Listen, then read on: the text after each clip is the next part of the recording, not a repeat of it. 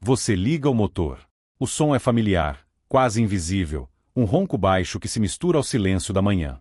Você não pensa nisso. Você nunca pensou nisso. O painel acende por 2 segundos, todas as luzes piscam ao mesmo tempo, e depois apagam. Normal. Você já viu isso 1000 vezes. Você entra na avenida, o trânsito é o de sempre, o motor responde do jeito que sempre respondeu. Tudo parece exatamente igual a ontem.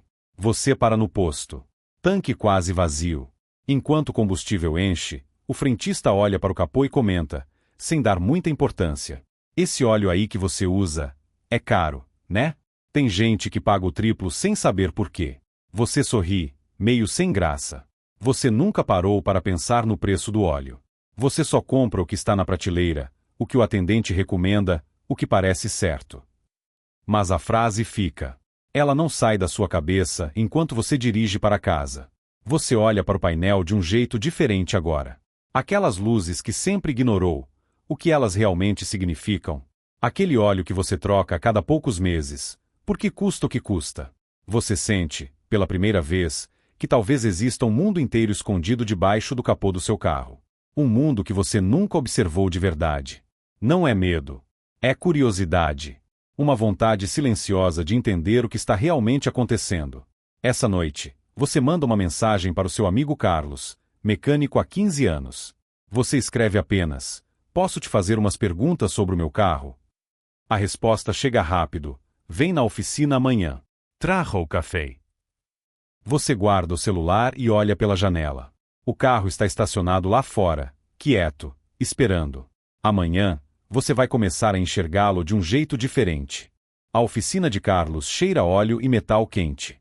Um som constante de parafusadeira ecoa ao fundo, misturado com rádio baixinho tocando música popular. A luz fluorescente pisca de leve em um dos cantos.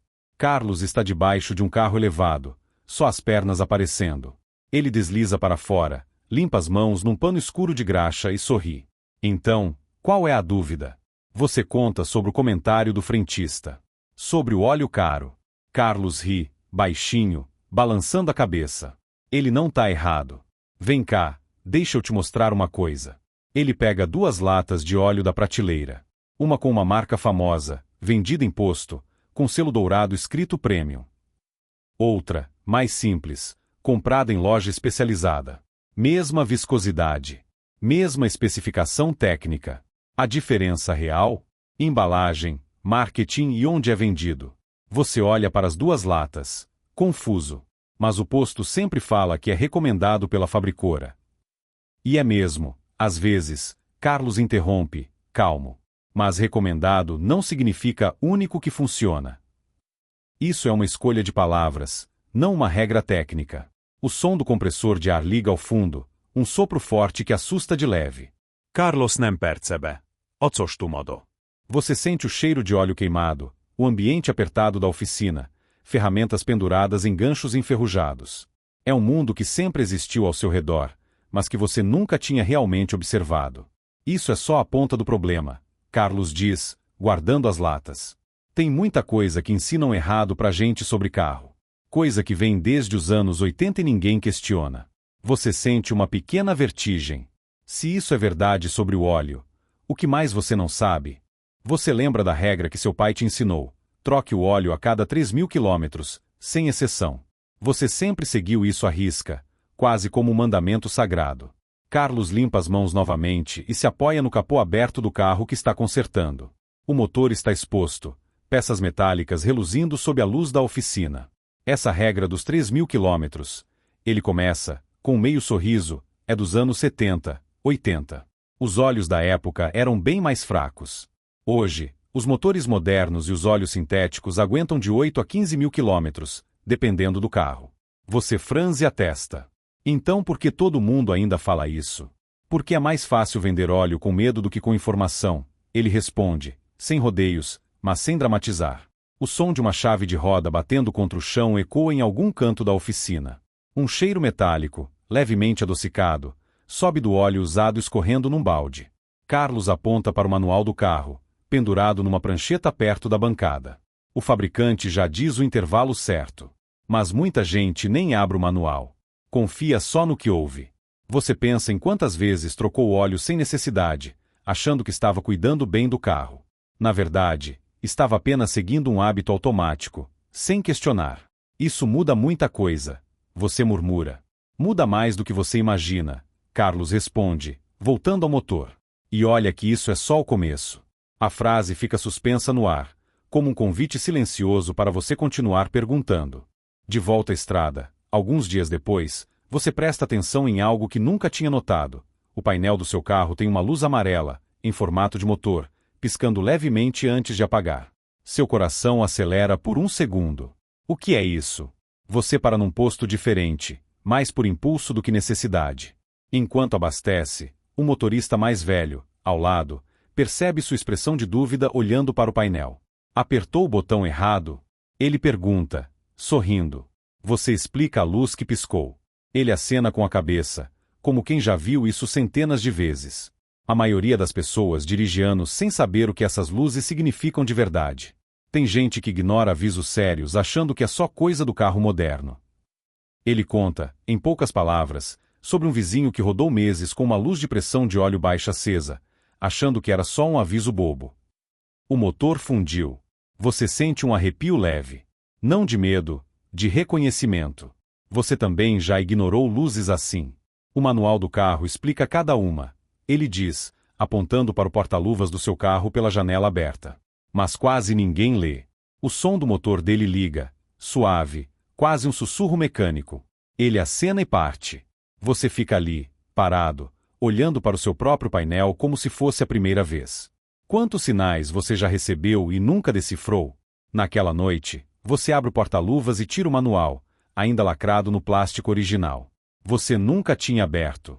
Carlos te apresenta um amigo dele, Ricardo, que trabalhou anos numa fábrica de peças automotivas. Vocês se encontram num pequeno bar perto da oficina, depois do expediente. O ambiente é simples, mesas de madeira, som baixo de conversas ao redor, cheiro de café misturado com o ar da noite. Ricardo fala com calma, como quem já explicou isso muitas vezes. Sabe por que parece que os carros de hoje duram menos que os antigos? Não é bem isso. É que hoje existe um cálculo. Os engenheiros projetam peças para durar um tempo específico, não para durar para sempre. Você se inclina para a frente, curioso. Tipo, de propósito? Não exatamente sabotagem. Ele esclarece, levantando a mão. É mais sobre custo, peso, eficiência. Uma peça que dura 50 anos pode custar 3 vezes mais e pesar o dobro. Então se escolhe um equilíbrio. Você pensa nisso por um momento. Faz sentido, de um jeito estranho. O problema, Ricardo continua, é que ninguém explica isso para o consumidor. Aí a peça quebra aos 10 anos e a pessoa acha que foi falha, quando na verdade era esperado. O som de talheres batendo em pratos, ao fundo, cria um ritmo quase hipnótico enquanto ele fala. Por isso entender seu carro importa tanto, ele conclui. Quando você sabe o que esperar, você não se sente enganado. Você só se sente preparado. Você sai daquele bar com a cabeça cheia de perguntas novas. Cada resposta parece abrir 3 portas a mais. Você volta à oficina de Carlos, dessa vez decidido a entender, de uma vez por todas, a questão do óleo no posto. Carlos está sentado numa cadeira de plástico, tomando café numa caneca surrada, esperando o próximo cliente. Lembra a pergunta do frentista? Você pergunta. Ele sorri, como se esperasse essa volta. Vou te explicar de um jeito simples. Sabe quando você compra água numa loja de aeroporto? Custa 5 vezes mais que no mercado. A água é igual. Mudou só o lugar. Você assente, entendendo a comparação. Com óleo é parecido. O posto paga aluguel caro, paga funcionário, paga a conveniência de estar ali, na sua frente, na hora que você precisa. Isso tudo entra no preço. Então o óleo em si não é diferente. Às vezes é exatamente o mesmo produto, mesma fábrica, embalagem diferente. Carlos responde, se levantando para pegar 2 notas fiscais antigas que guarda na gaveta, comparando os preços. Ele te mostra os números. A diferença salta aos olhos. Quase 3 vezes mais caro no posto comparado à loja especializada, para o mesmo tipo de óleo. O som de um carro entrando na oficina, pneus rangendo levemente no chão de cimento, interrompe a conversa por um instante. Carlos acena para o cliente, sinalizando 1 minuto. A questão não é nunca comprar no posto. Ele continua, voltando a atenção para você. É saber que você está pagando pela conveniência, não por um produto melhor. Aí você decide com consciência, não no susto. Você sente que algo mudou dentro de você. Não é mais sobre confiar cegamente. É sobre entender antes de decidir. Alguns dias depois, você participa de uma aula rápida de direção defensiva, recomendada por Carlos. O instrutor, Marcos, tem uma voz calma, quase didática, como um professor de escola. Vocês estão dentro do carro, parados num estacionamento vazio, antes de começar os exercícios práticos. Antes de falar de trânsito, Marcos diz: quero falar de motor. Vocês sabem que a forma como vocês dirigem desgasta o carro tanto quanto, ou mais, que o tempo. Você pensa em como sempre acelera forte assim que liga o carro, ainda frio. Acelerar com o motor frio é como correr a primeira coisa que você faz ao acordar, sem aquecer, Marcos explica, sentindo o volante com as mãos. O óleo ainda não circulou direito. As peças metálicas estão se tocando sem proteção total. O motor liga, um ronco suave preenchendo o silêncio do estacionamento. Você sente a vibração leve do volante nas mãos. Outra coisa, ele continua, engatando a marcha devagar, frear muito tarde, com força, gasta o sistema de freio rápido demais. Pequenos hábitos, repetidos todo dia, geram desgaste silencioso. Sem alarme. Sem aviso. Só desgaste. Você sente o carro se movendo suavemente, sem solavancos, enquanto Marcos demonstra uma freada gradual, controlada. A boa notícia, ele sorri, olhando para você, é que mudar esses hábitos não custa nada. É só atenção. Você sente o corpo se ajustar levemente no banco a cada curva suave que ele faz, demonstrando o controle do carro. Você começa a perceber, dirigir bem não é sobre velocidade. É sobre cuidado constante, quase invisível. Até que um homem mais velho aparece ao lado do seu carro. As mãos dele estão manchadas de graxa e o olhar parece cansado, mas atento. Ele observa o veículo em silêncio antes de perguntar algo estranho. Você sabe onde fica o módulo telemático desse carro? Você responde que não. O homem sorri de lado e diz que muitos donos começaram a abrir os painéis internos para desconectar fisicamente os módulos de comunicação. Você sente um leve arrepio. Por que alguém faria isso em um carro tão moderno? Ele explica que o problema não é o conforto, mas a falta de controle. Cada frenagem brusca, cada curva feita em alta velocidade, cada trajeto noturno e até o tempo que você passa parado com o motor ligado podem ser registrados. Você olha novamente para o painel brilhante e percebe que talvez ele não seja apenas um assistente silencioso. Talvez seja um observador permanente. Dias depois você decide visitar uma oficina antiga especializada em eletrônica automotiva. O mecânico, chamado Sérgio, mostra um carro parcialmente desmontado. Atrás do porta-luvas existe uma pequena caixa preta ligada por chicotes de fios e antenas discretas. Aqui está, ele diz. O carro coleta sinais internos e envia para fora. Sérgio explica que em algumas marcas o módulo fica perto do banco traseiro. Em outras, integrado ao sistema multimídia ou aos módulos de segurança. O nome muda. A função continua parecida. Na Ford, muitos proprietários descobriram que alguns módulos telemáticos eram relativamente acessíveis. Dependendo do modelo, bastava remover um acabamento lateral para encontrar a unidade conectada à rede eletrônica do veículo. Na Toyota, a situação ficou mais complicada. O módulo podia estar integrado a funções de áudio, microfone e comandos internos. Mexer errado poderia causar falhas em outros sistemas. Já em algumas picapes RAM, gatevais eletrônicos protegiam o acesso aos módulos, fazendo o carro acusar erros quando alguma peça era desconectada. O veículo praticamente reclamava quando De volta à oficina, Carlos te chama para perto da bancada.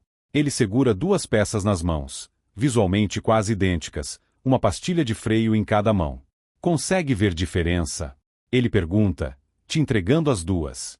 Você examina. Realmente, parecem iguais. Uma é original de montadora. A outra é de uma fábrica que produz para várias marcas, inclusive para montadora original, só que sem o nome dela na caixa.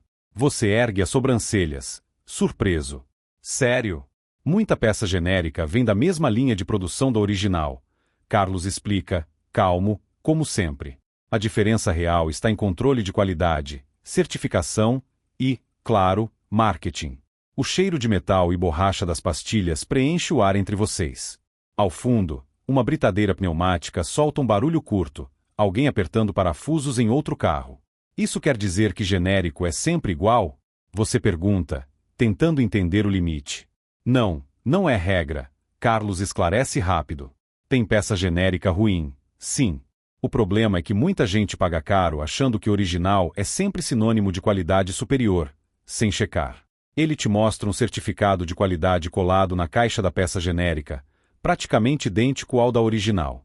O segredo é pesquisar a marca da peça, não só confiar no nome bonito na caixa. Você guarda essa informação como mais uma peça do quebra-cabeça que está se formando na sua cabeça. Cada conversa parece destravar uma nova camada da mesma verdade. Você sempre soube menos do que pensava sobre o próprio carro. Você lembra de uma revisão recente na concessionária. Uma lista enorme de serviços recomendados, muitos deles com nomes técnicos que você nunca entendeu direito. Carlos te apresenta uma conhecida dele, Beatriz, consultora independente de manutenção automotiva. Vocês conversam na sala de espera vazia de outra oficina, enquanto ela aguarda um cliente. A sala cheira a carro novo, mistura de plástico e perfume artificial. Uma TV ligada, som baixo, transmite um programa qualquer ao fundo. Revisão de concessionária tem duas partes, Beatriz explica, organizando alguns papéis na mão. Uma é essencial, prevista pelo fabricante. A outra é venda adicional, sugestões que geram receita extra, nem sempre necessárias agora. Você pensa em quantas vezes assinou embaixo sem perguntar, com medo de estragar a garantia. Como eu sei diferenciar uma da outra? Você pergunta. Pergunte sempre, isso está no manual do fabricante para esse exato quilometragem? Ela responde, direta. Se a resposta for vaga, desconfie. O som de uma porta de vidro automática abrindo, ao longe, anuncia outro cliente entrando. Não estou dizendo que toda concessionária engana, Beatriz completa, gentil.